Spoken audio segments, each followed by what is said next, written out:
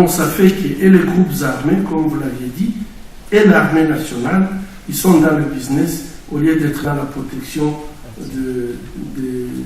des civils et de leurs biens.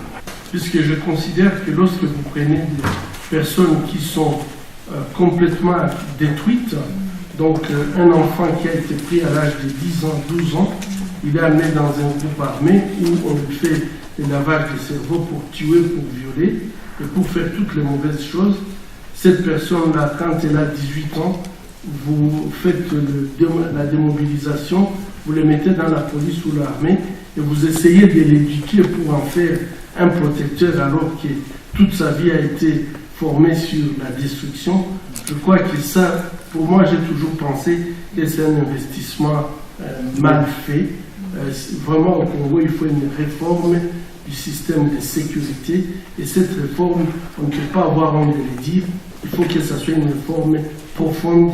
Et profonde, ça veut dire que toutes les personnes malades ne doivent pas faire partie ni de l'armée ni de la police. Le mouvement des consommateurs, que ce soit aux États-Unis ou en Europe, est encore très faible. On travaille beaucoup sur cette sensibilisation, mais on n'a pas encore vraiment les résultats.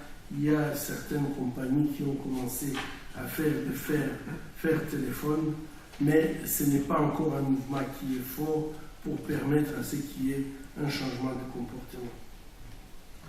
Le pays voisin et certaines compagnies multinationales qui profitent de ces connexions, soit avec les groupes armés ou les responsables militaires congolais, c'est eux qui font la connexion avec les fonderies ou les raffineries et qui les produisent, qui les fournissent en matière première. Je dois vous dire qu'au Congo, on n'a pas une fonderie, on n'a pas de raffinerie, mais ça se trouve dans les pays voisins qui n'ont pas ces produits. Et là, je crois qu'il y a une responsabilité aussi de la communauté internationale qui fait que la loi Frank donne toutes ses faiblesses à ce niveau-là, parce que finalement, la chaîne est contrôlée très très haut, alors qu'au niveau de la base, le contrôle n'est pas fait. Pour l'impact sur la santé, je crois que l'aide du Japon fait de bonnes choses en République démocratique du Congo, où j'ai vu beaucoup de centres et même des hôpitaux qui ont bénéficié de l'appui du matériel par la coopération japonaise. Et je crois que ça, c'est vraiment très à encourager et qui a des impacts. Dans l'hôpital où je travaille, les respirateurs que nous utilisons, aussi les stérilisateurs viennent de l'aide du Japon. Et je ne peux dire que merci à cette aide du peuple japonais. Et je m'excuse pour vraiment la police, c'est aussi comme la Grande-Bretagne. Je crois que là, il faut revoir les systèmes en profondeur avant de pouvoir y mettre de l'argent. Merci. Merci madame. Je dois d'abord vous remercier d'avoir organisé mon séjour ici au Japon. C'est le premier contact avec le Japon, donc vraiment je suis à l'expectative où j'essaie d'observer pour mieux comprendre. Et je crois que le mot japonais que je vais prendre avec moi, c'est l'ita, donc le respect de l'intérêt de l'autre. Et je crois que ça, c'est un mot pour moi que j'ai trouvé moteur parmi les premiers mots que j'ai appris ici. Je crois qu'aujourd'hui, dans le monde de l'intérêt, dans le monde de l'accumulation de biens matériels, et où on ne se soucie pas de l'autre, ça nous crée beaucoup de problèmes. On peut voir tous les problèmes que nous connaissons aujourd'hui, que ce soit sur le plan de la migration, que ce soit sur le plan aujourd'hui des replis sur soi-même, c'est à cause de ces manques de considérer les intérêts de l'autre aussi, et comme faisant partie de nos propres intérêts. Et ça, je l'ai pris ici au Japon. Je crois que ça sera quelque chose que je vais répercuter à plusieurs personnes en disant, s'il y a une société qui avance, qui conserve ses valeurs, ce sont ces valeurs qui les protègent.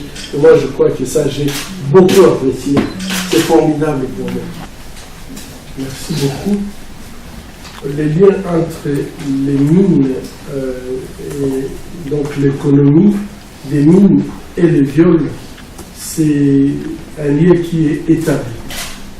J'ai expliqué dans l'exposé que ce sont des viols qui sont des viols publics, collectifs, et faits avec extrême violence, donnant des lésions indescriptibles parfois.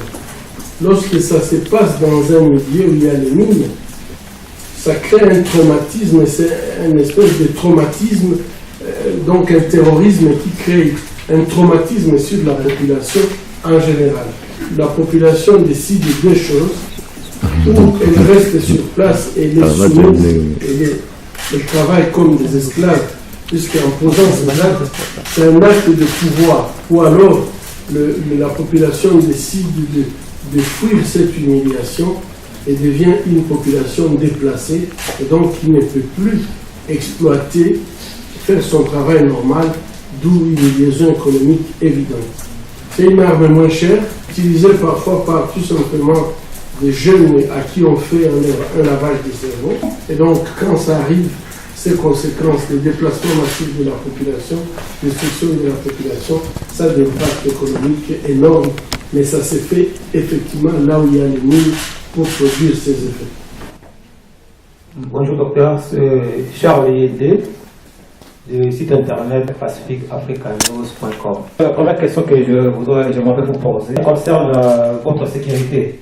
Parce que vous abattez un travail louable pour les femmes de l'Est du Congo et en général pour les Congolais, et je vais même dire pour l'humanité. Mais malheureusement, ce travail ne fait pas que des heureuses. La preuve, vous avez été l'objet d'une tentative d'assassinat il y a quelques années. Et je voudrais d'abord savoir si maintenant, à Panzi, là où vous habitez, là où vous faites votre travail, votre sécurité est maintenant assurée. Merci pour la question.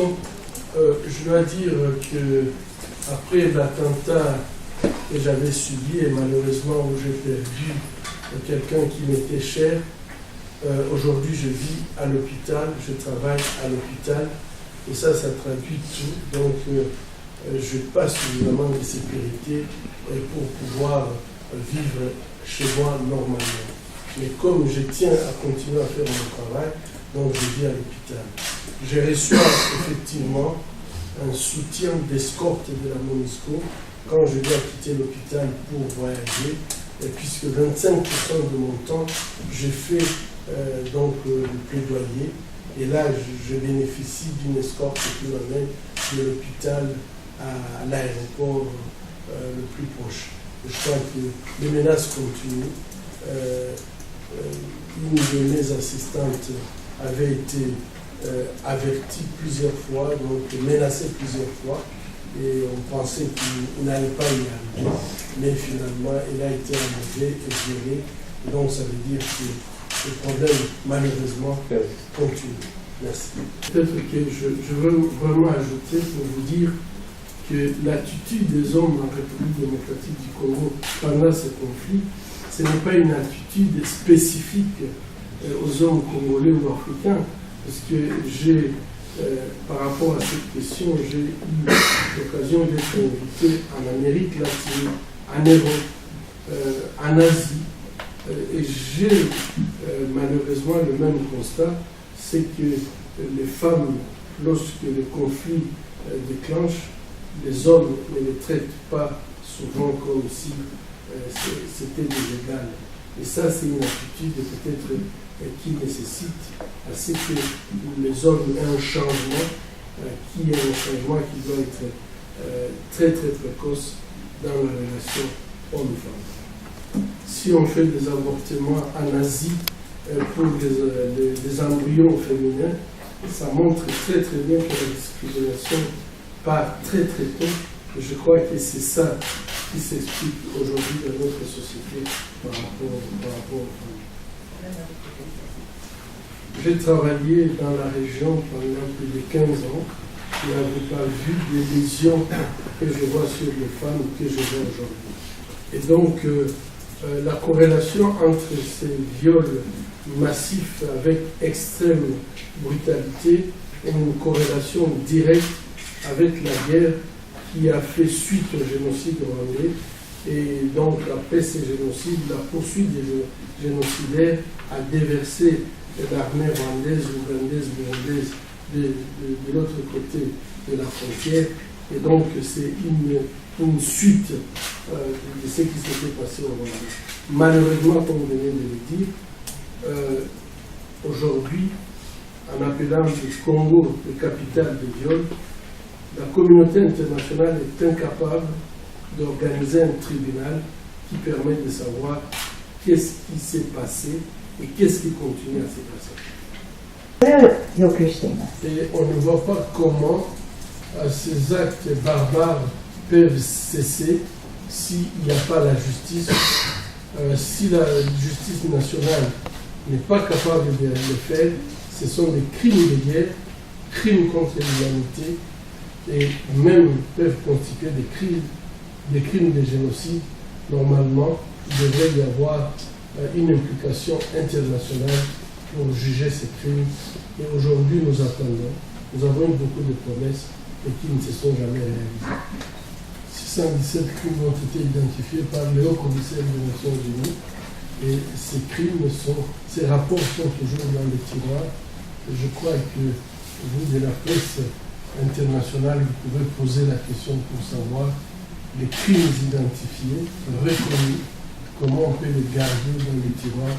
Et l'impunité, ça veut dire tout simplement la répétition des crimes, autoriser la répétition des crimes. 617 crimes. Et masse.